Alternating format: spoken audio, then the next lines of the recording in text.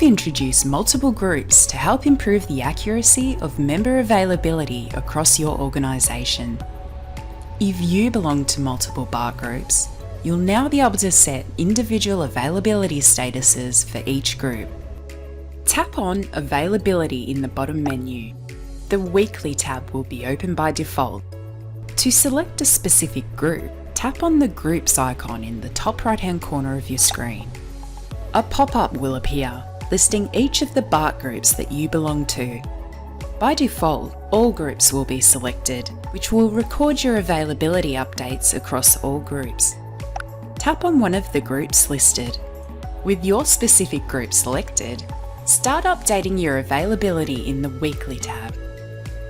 When you're happy with your update, tap on Save at the top of the screen.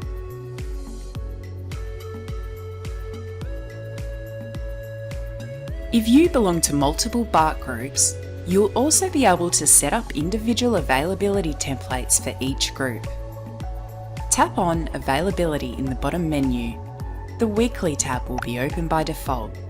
Tap on the Templates tab, then tap on the Groups icon in the top right-hand corner of your screen.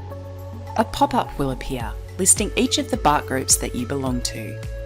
By default, all groups will be selected, which will record your availability template updates across all groups. Tap on one of the groups listed. When you're happy with your availability template update, tap on Save at the top of the screen. You'll notice that if you tap back over to the Weekly tab, that the status cells that you set in your template will display in a lighter shade of colour. These lighter shade status cells will also display in the template view if you select a specific group.